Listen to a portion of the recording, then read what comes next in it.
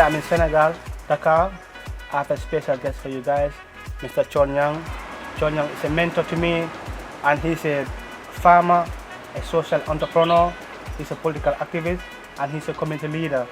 Mr. Thione Niang have worked with Barack Obama in the White House. Mr. Thione Niang, thank you for doing this interview with us. Thank you for having me. It's a pleasure. Yeah. Thank you. First of all, Mr. Niang, what motivated you to invest in agriculture in Africa, leaving everything behind in the US, coming back to Africa and invest in Africa and invest in agriculture? Well, I always thought that for me, like many immigrants, most of us who the diaspora travel across the world to look for better opportunities, some for education or just to better their lives and their families back home. Most of us never leave Africa in heart. It's like we say in Wolof, jambar dawul daf wut doole, tukki neex na mais ñibbisi bi moo gën quoi. So I try to gather what I've learned as experience in the United States and my travels around the world, which I think are mostly needed today in the continent than anywhere else in the world. Everything you're doing in America, there's millions of other people who can do it. America is already built.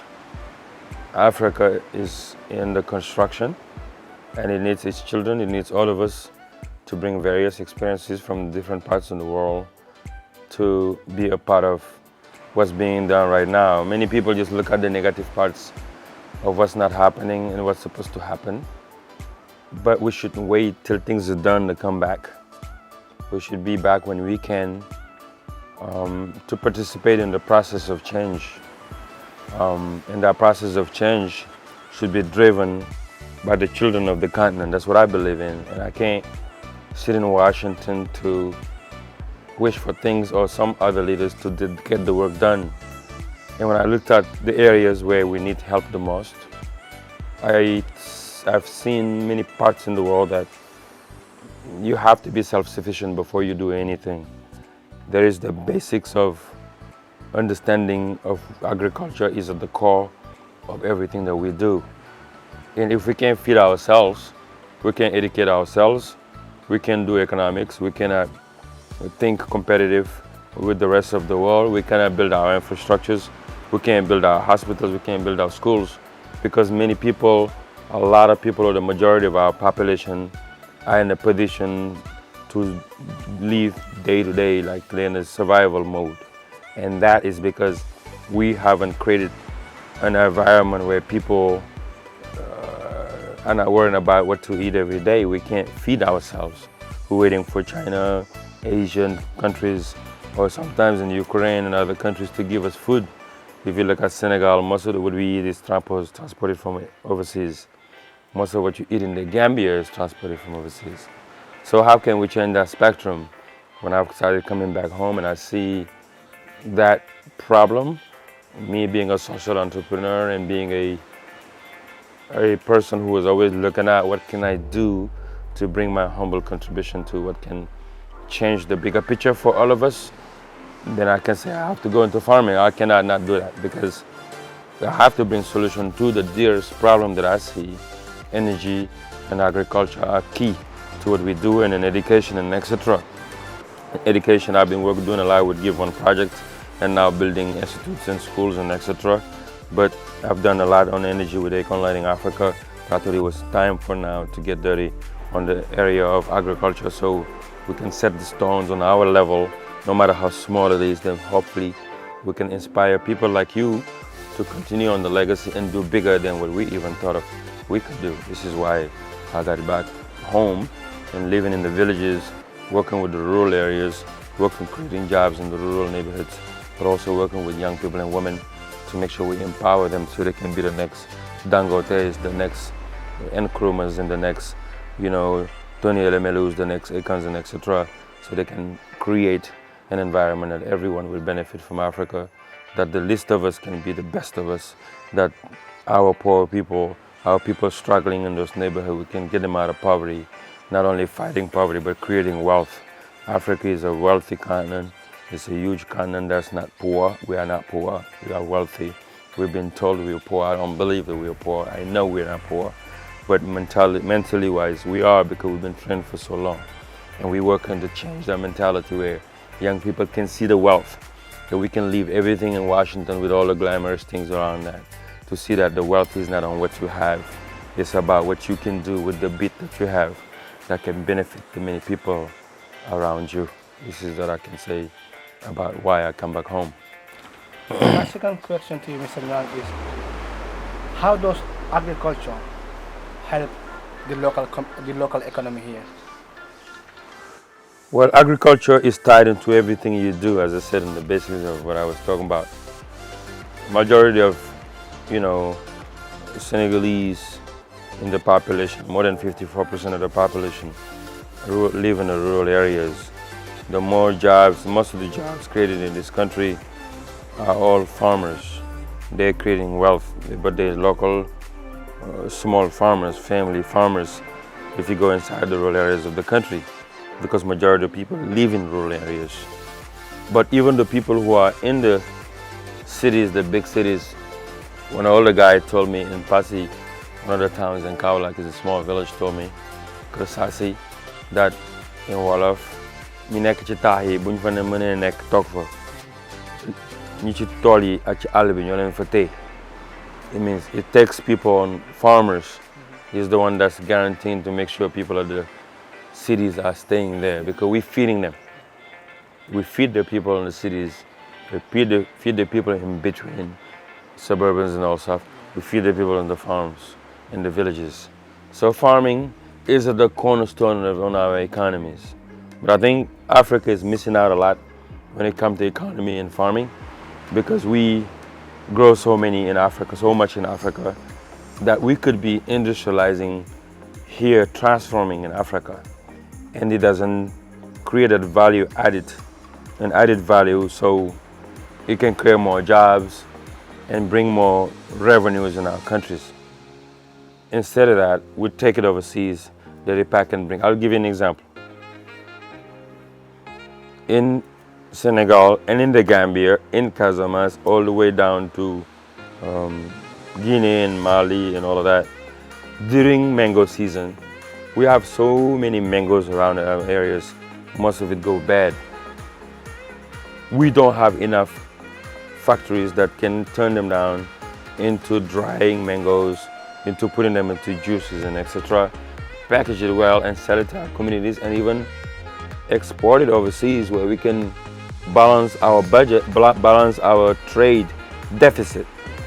The only reason we can do that because we don't have, until yet, actors in that industry with the help of our leaders, transformative leaders who can think ahead to create that infrastructure, so our farmers don't just be farming for the West, farming for those who trade overseas, but farming to transform the whole spectrum of our economy. Imagine how many jobs that could create if we can have factories that can transfer our mangoes. Right now, it's the pastèque time for pastèque. I know I said in English again. Hal. Watermelon. How right now it's going bad all over our farms, because if they don't have the buyers, it goes bad. It can turn into watermelon juices. They transform it, send it in Europe, sell it in America, in Asia, and those dollars coming back will help with our trade deficit. Because the trade deficit is none but that money we are sending and is not coming back in different currencies. This agriculture can take care of that problem. It takes care of the second problem, which is the job creation in those factories, in that whole value chain from the farm down up to the packaging. It's all jobs, right?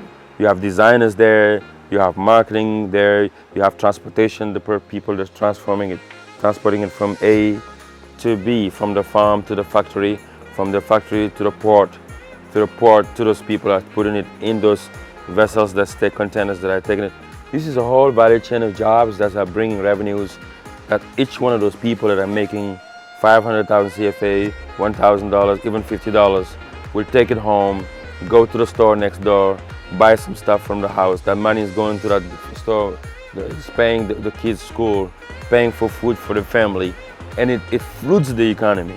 This is why many economies like the United States and Europe is working, because they always knew that agriculture was a priority and they put resources around that.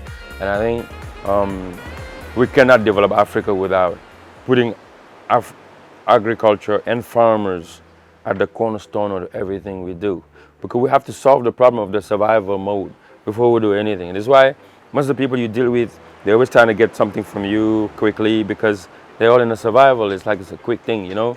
But if you make sure there's enough for everyone, now we have time to think projects. Now we have time to be creative. Now we have time to compete with the rest of the world.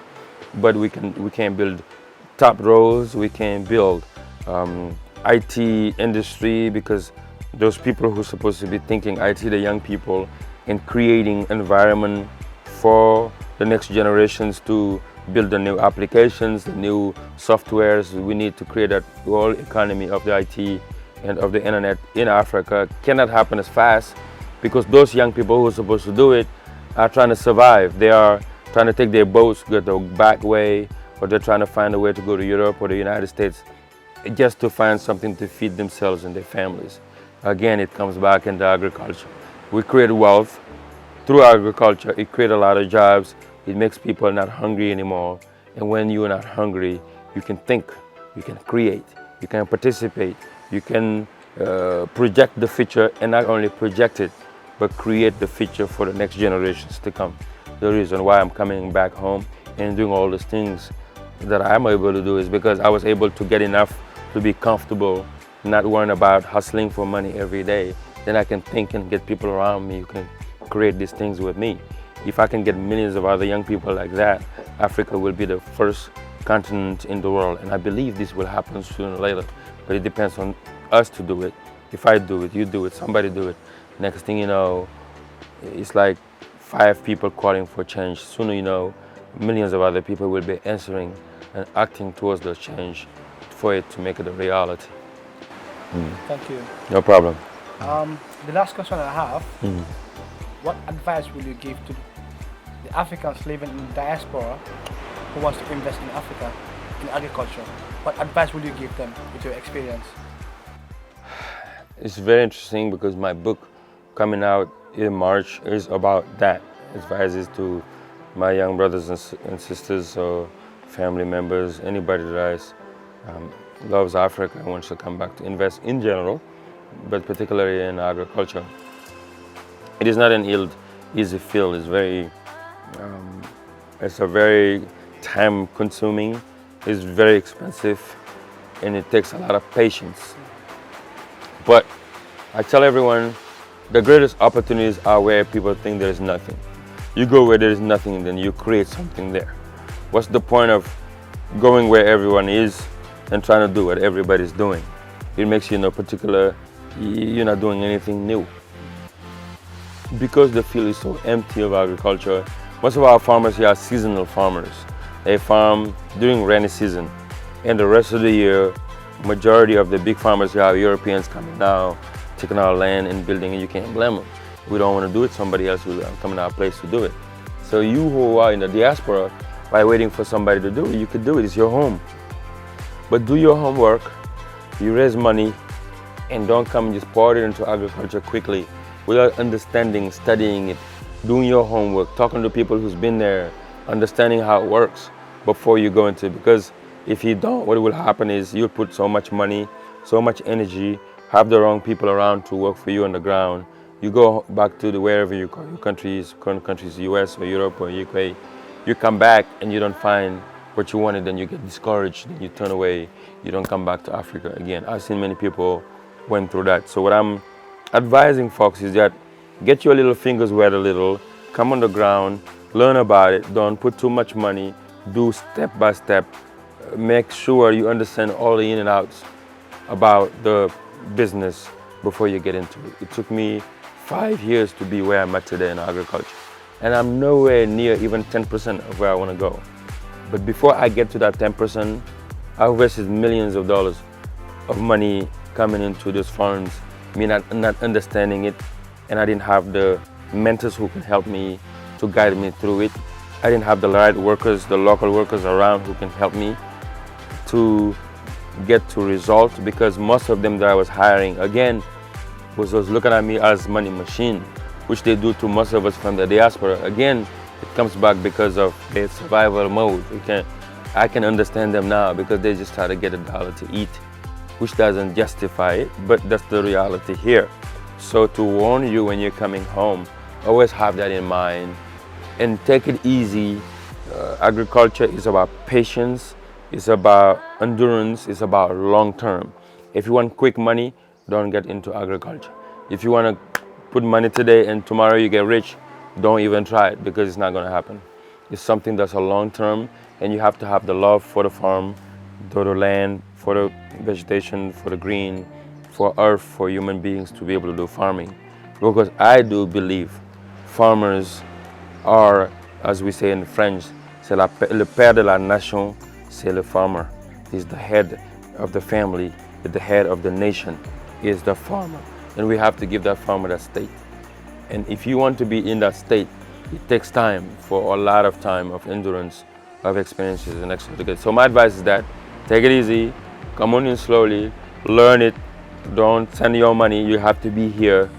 Even if you come on a farm, you have a farm, get a land, for example, first thing you got to do, put something there that can be durable. Put some lemon trees there, some papayas, some avocados, some things that will be long term. In 2 years they will grow. Have somebody, 1 or 2 people there, just to take small bit of arrosage for you, take care of the trees while he does his little vegetables and stuff, so you don't spend too much money. Your thing is long term. Even if the guy goes or he takes your money, you will have your trees in 2 years to take care of the farm, so you don't have to send money anymore. Because if you have 500 lemons, 250 lemons, they will be able to take care of the farm. You don't need a lot of space. 1 hectare can do it, or 1.5, even less than that, you can do good farming. But if you come, they get you onto those all of these projects. Yeah, buy all this system, you need these water pumps, you need these wells, you put all this money in this like forage and etc. The next thing you're spending $100,000, $200,000. You come the revenue every time you ask and they're telling you, well, the crops, the monkeys came in there, ate some of it, you know, the rats, they always have excuses. The next thing you know, you're getting discouraged. So take it very easy. Agriculture is not real estate, it's not IT, it's not none of that. It's a job of faith. It's a work of faith. You just put things on the ground and hoping God will bring something out of it. And he might bring some out of it. It might be heavy income and take everything out of there. So don't put all your eggs on one basket when you're getting into agriculture, and do it for a long term. That's it. Thank you so much, Mr. Niang. And the viewers out there, as Mr. Niang just mentioned, his book will be coming out in March. Make sure you check it on Amazon. He has a lot of amazing books which will teach you a lot of things, especially about being a social entrepreneur. Thank you so much, Mr. Niang. It's a pleasure, bro. Amen. Thank you for what you do, man. That's good.